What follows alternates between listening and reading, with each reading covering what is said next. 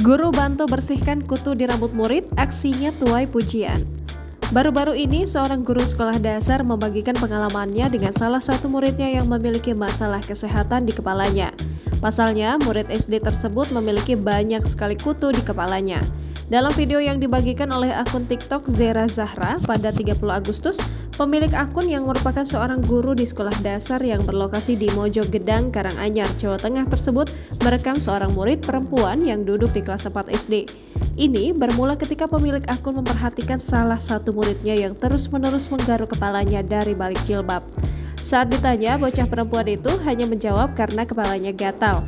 Setelahnya, pemilik akun mendapat laporan dari teman yang duduk di belakang murid tersebut bahwa ia melihat kutu yang keluar dari jilbabnya. Melihat hal serupa, pemilik akun pun memutuskan untuk membuka jilbab muridnya dan mengeceknya. Tak disangka, ia menemukan banyak sekali kutu dan telur kutu di setiap helai rambut murid perempuan tersebut, bahkan sampai menumpuk. Tak hanya itu, bau tak sedap juga tercium saat pemilik akun membuka jilbab muridnya. Tak tega melihatnya, ia pun memanggil guru-guru perempuan lainnya untuk meminta bantuan. Guru tersebut pun dengan telaten menyisiri rambut muridnya dan memangkas sedikit rambutnya untuk dirapikan serta agar mudah saat menyisir. Sebelum disisir, pemilik akun menggunakan kapur barus untuk membuat kutu-kutu tersebut mati. Terekam banyak sekali kutu yang berjatuhan di jilbab milik murid tersebut dan dijadikan alas.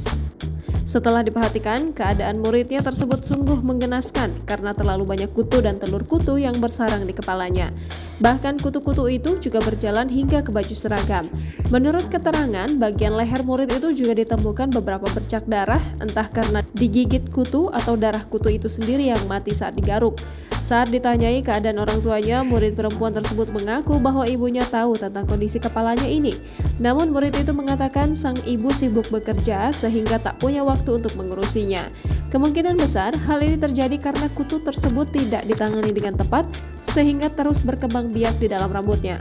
Unggahan yang telah dilihat sebanyak lebih dari 21,6 juta penayangan dan disukai sebanyak lebih dari 1,2 juta kali oleh sesama pengguna TikTok ini pun menuai beragam komentar. Jangan lupa subscribe, share, komen, dan like ya!